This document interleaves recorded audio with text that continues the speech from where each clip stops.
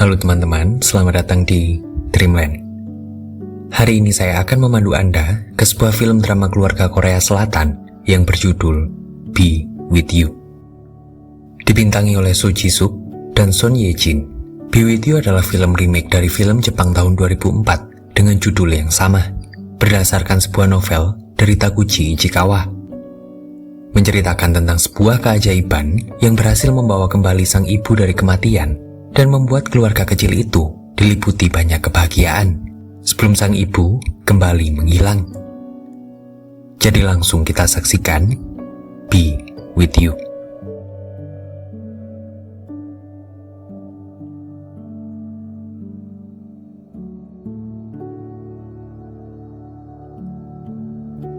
Cerita dibuka dengan dongeng tentang kematian, di mana orang-orang yang sudah dipanggil Tuhan akan tinggal sementara di negeri awan, sebelum nanti mereka akan masuk ke surga. Termasuk semua mendiang ibu di dunia, yang setiap hari akan mengintip dari celah awan untuk memperhatikan setiap perkembangan kehidupan anak-anak mereka di dunia manusia. Tapi selalu ada kesempatan di setiap musim hujan, di mana para ibu bisa menemui anak-anak mereka di dunia manusia. Mereka bisa datang, bercengkrama, dan bermain dengan anak-anak mereka sebelum peri hujan mengingatkannya untuk segera kembali sebelum hujan menghilang. Sebab jika ia melewatkan tetesan hujan terakhir, ia tak akan bisa kembali ke negeri awan dan tak akan pernah lagi bisa melihat anaknya dari celah awan. Maka dengan menahan tangisnya, sang ibu pun berpamitan dengan anaknya dan segera kembali ke negeri awan. Barusan adalah dongeng karangan Suah untuk putra kecilnya, Ji-ho, sebelum kematiannya yang mendadak. Kematian yang tidak disangka-sangka itu meninggalkan Ji-ho dan ayahnya, Woo-jin, dengan rasa kehilangan besar di keluarga kecil mereka.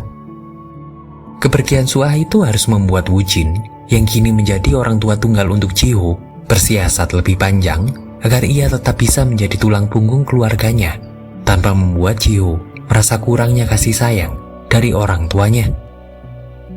Woo-jin bangun setiap hari di jam 3 pagi dan pergi mencicil pekerjaannya sebagai petugas wisata kolam renang. Ia lalu kembali ke rumah di jam 6 pagi untuk membuat sarapan dan menata keperluan sekolah Ji-ho. Rutinitas seperti itu, meskipun sudah dijalaninya setahun terakhir, tetap membuat Woo-jin yang dasarnya ceroboh itu menjadi pontang-panting. Ia selalu meninggalkan rumah dalam keadaan berantakan demi bisa membuat Ji-ho tidak terlambat datang ke sekolah. Setelahnya ia tidak kembali ke rumah, melainkan langsung ke tempat kerjanya dan menuntaskan pekerjaannya sebelum Ji-ho pulang dari sekolahnya. Sambil menunggu jemputan ayahnya, Ji-ho sendiri selalu mampir ke toko roti Paman Honggu, sahabat ayahnya yang sudah ia anggap seperti pamannya sendiri. Untungnya Honggu adalah orang yang suportif dan juga lucu, sehingga bisa mengimbangi Woo-jin yang pemurung setelah kematian Suah.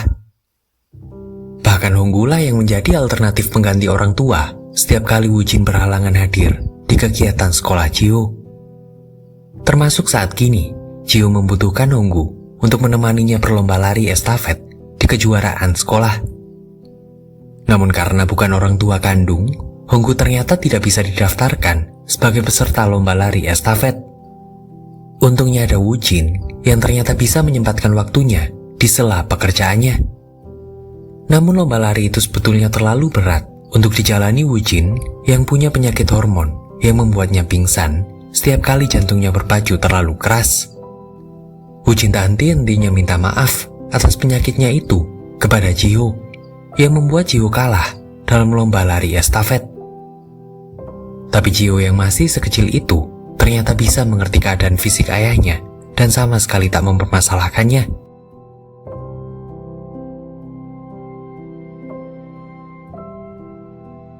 Di suatu pagi di hari libur mereka, hujan datang dan menandai pergantian musim menjadi lebih basah. Itu adalah hari yang dinanti-nantikan oleh Ji-ho yang mengingat janji ibunya yang akan datang di hari pertama musim hujan setelah setahun kematiannya. Ji-ho langsung memakai jas hujan kuningnya dan berlari menuju stasiun kereta. Woo-jin yang tahu bahwa janji itu hanyalah bualan Suah untuk meredam kesedihan Jio pun tak sanggup menghentikan putranya. Ia terus berpura-pura ikut mencari keberadaan Suah sesuai mau Jio, sambil terus memikirkan kalimat untuk memberi pengertian kepada Jio. Tapi bahkan sampai hujan reda, Jio tak henti-hentinya merengek, mencari di mana ibunya. Wujin yang lalu menenangkan putranya dan membawanya pulang, kemudian justru dibuat kaget dengan adanya seorang wanita di terowongan kereta. Mereka berdua yang awalnya berpikir bahwa wanita itu adalah orang gila, lalu menemukan bahwa ternyata wanita itu adalah Suah. Secara ajaib, ternyata Suah benar-benar datang kembali dari kematiannya dan menepati janji kedatangannya kepada Jio. Wujin masih tak bisa percaya pada apa yang dilihatnya, sampai ia menampar pipinya sendiri. Tapi Suah yang mereka temukan itu terlihat sangat linglung dan ternyata tak memiliki ingatan apapun tentang mereka. Bahkan ketika Jio menunjukkan foto keluarga mereka, itu membuat Wujin yang berpikir bahwa Suah telah mengalami amnesia, kemudian bersekongkol dengan Jio untuk membantu Suah mengingat kembali kenangan mereka dengan memperlakukan Suah selayaknya dulu saat masih hidup. Maka misi membuat Suah mengingat kembali kehidupannya pun resmi dimulai. Di hari pertama kedatangan kembali Suah ke rumah, mereka membiarkan Suah yang masih terlihat lemas itu beristirahat. Kali ini ditemani Jio, yang membuat Wujin iri dan hanya bisa mengelus lembut pipi istrinya yang sedang tertidur itu. Tapi elusan itu cukup untuk membuat Wujin bersemangat membersihkan kolam renang dan menuntaskan pekerjaannya lebih cepat. Wujin kembali iri di pagi harinya saat Jio bisa mencium pipi Suah, tapi ia hanya bisa mencium foto Suah yang sudah jadi rutinitasnya sebelum mengantar Jio bersekolah. Tapi setibanya ke sekolah, Jio ternyata memilih untuk membolos dan kembali pulang untuk menikmati kedatangan kembali ibunya dengan bermain bersama.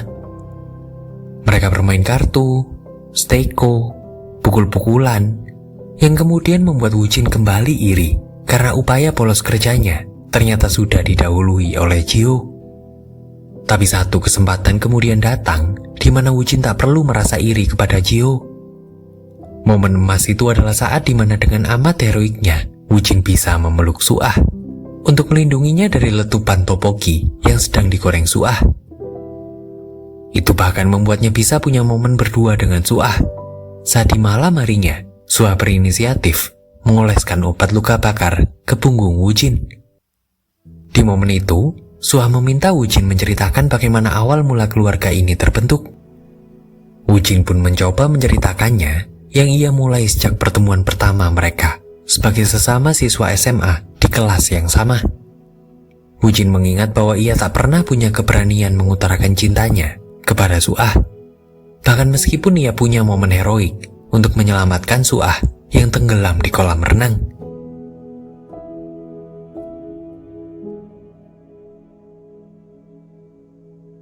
Di saat-saat Wujin tak punya nyali untuk mendekati Suah, ia tetap punya keberuntungan karena ada Honggu yang sebenarnya sama-sama cupu, tapi sok-sokan mengajari Wujin cara mendapatkan hati Suah. Berkat ide Honggu lah, Wujin berpura-pura menjadi kidal di kelas kesenian dansa agar bisa berpasangan dengan Suah. Ide itu nyatanya berhasil, tapi justru dengan cepat menjadi buruk karena kegugupanlah yang kini menguasai Wujin yang berdiri sangat dekat dengan Suah dan justru tidak sengaja menginjak kaki Suah dan membuat hidung Suah berdarah. Setelah itu hubungan mereka memburuk dan bahkan mereka tak pernah lagi saling bicara sampai mereka lulus. Wujin baru punya kesempatan berbicara dengan Suah yang terlihat membencinya itu saat ia harus menulis kesan di buku tahunan Suah. Wujin malah tak sengaja meninggalkan pulpennya di buku tahunan yang sudah keburu dilipat Suah, tanpa berani memintanya karena sikap Suah yang sangat dingin kepadanya. Wujin baru punya keberanian di lebih dari 3 tahun setelahnya, itu pun berkat bantuan Honggu yang memulai telepon duluan dengan Suah. Untungnya Suah mau diajak bertemu hanya untuk mengembalikan pulpen murah yang sebetulnya dimaksudkan Wujin untuk melihat kembali Suah yang sudah lama tak ditemuinya. Dengan setelan cas norak yang sangat ngejreng, hasil dandanan Honggu untuknya, Wujin menemui Suah dengan amat percaya diri. Tapi tak banyak kata-kata terucap, hanya transaksi untuk mengembalikan pulpen karena Wujin terlalu gugup. Tapi entah nyali dari mana, Wujin tiba-tiba berani mengajak Suah untuk pergi makan dan sedikit berbincang-bincang. Tapi justru dengan keluguannya itulah, Wujin justru berhasil membuat Suah mau lebih terbuka kepadanya. Kejujuran dan kepolosan Wujin lah yang malah sukses menghasilkan tawa dan senyuman di wajah Suah. Dan bukannya upaya-upaya sok keren yang diajarkan Honggu. Berkat kepolosannya itu, Wujin kemudian bisa membuat Suah mau saling berbalas surat dengannya. Itulah awal kedekatan mereka yang diceritakan Wujin malam itu, sebelum ia harus segera pergi ke kolam renang dan menjalankan shift kerja malamnya. Di hari berikutnya, efek dari cerita Wujin semalam ternyata membuat Suah bisa perlahan menerima perannya di keluarga itu, yaitu seorang istri sekaligus seorang ibu. Ia mulai menikmati berada di rumah itu dan kemudian berkeliling. Suah segera menemukan satu gudang yang terpisah dari rumahnya dan berisi banyak kenangan tentang masa lalunya sebagai istri dan seorang ibu rumah tangga. Itu membuat Suah jadi bisa lebih nyaman berada di dekat Wujin yang sebelumnya asing baginya. Tapi di malam harinya, rumah mereka kedatangan Honggu yang sedang mabuk dan berniat mengacau. Teriakan Honggu yang amat keras di tengah malam itu jelas akan membuat Suah bangun. Wujin yang khawatir Honggu akan pingsan jika melihat Suah hidup kembali pun berusaha mendorong Honggu keluar. Tapi apa daya, Suah kadung keburu bangun dan segera bertemu Honggu yang syok setengah mati. Honggu langsung lari ketakutan karena merasa bahwa apa yang dilihatnya itu adalah sosok hantu Suah. Tapi gara-gara gangguan tengah malam Honggu itu, mereka jadi punya momen berdua lagi untuk Wujin bisa menceritakan kelanjutan ceritanya. Kali ini adalah tentang momen pegangan tangan mereka pertama kali dan apa-apa yang biasa mereka lakukan saat mereka pacaran dulu. Salah satunya adalah menonton bioskop mobil dari atas bukit dengan menggunakan teleskop kecil dan mendengarkan suaranya dengan mencuri sinyal radio. Momen itu bahkan kembali diulang mereka seperti dulu dan menjadi pengulangan kembali untuk ciuman pertama mereka. Itu membuat Suah mau memakai kembali cincin kawinnya lagi, sekaligus tanda bahwa ia sudah benar-benar kembali menjadi bagian penting dari keluarga itu. Sisanya adalah kebahagiaan yang mereka terus berusaha isi setiap hari, meskipun dengan penuh kesederhanaan dan bahkan tanpa uang sedikit pun.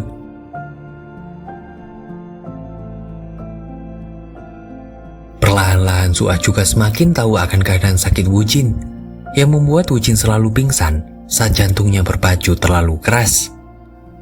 Wujin kembali flashback dan menceritakan awal mula ia mendapatkan penyakitnya, yaitu saat melakukan lomba renang untuk kejuaraan nasional, yang sekaligus menjadi akhir dari karir renangnya, sekaligus hidupnya. Sebagai seorang pria yang menaruh martabat dan harga diri di pekerjaannya, Wujin merasa minder dan tak pantas lagi mendampingi Suah saat itu, sehingga ia memutuskan hubungannya dengan Suah. Wujin yang ragu bisa membahagiakan Suah pun terpaksa mematahkan hati kekasihnya itu agar Suah semakin cepat mendapatkan pengganti dirinya, yaitu laki-laki kaya yang bisa membahagiakan Suah secara finansial. Rencana Wujin pun ternyata berjalan baik. Setelah setahun kemudian, ia melihat Suah sudah dijemput laki-laki bermobil mewah, yang jadi tanda bahwa kini Suah sudah memiliki seorang pasangan yang bisa membahagiakannya secara finansial. Wujin merasa lega melihat Suah dengan kekasihnya yang baru, tapi juga tak bisa menutupi kesedihannya. Untungnya beberapa bulan setelah itu, Suah kembali menelpon Wujin untuk meminta Wujin menemuinya di stasiun kereta. Apa yang terjadi berikutnya, justru ternyata Suah belum move on dari Wujin, dan ia menyatakan dirinya siap untuk menjadi istri Wujin, meskipun dengan segala keterbatasan Wujin yang ia tahu akan selalu berusaha keras membahagiakannya.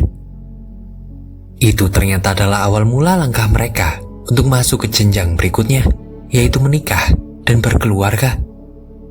Sayangnya langkah Suah itu mendapatkan tentangan keras dari orang tuanya yang meragukan masa depan Suah yang hidup bersama Wujin yang miskin.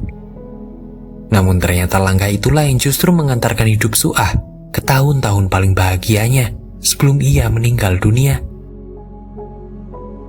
Tapi setelah cerita Wujin itu, kini berita di televisi mengabarkan keadaan cuaca di mana diramalkan musim penghujan akan segera berhenti dalam 2 minggu ke depan. Itu membuat satu keluarga itu tahu bahwa pertemuan mereka akan segera berakhir, seraya dengan tetesan hujan terakhir.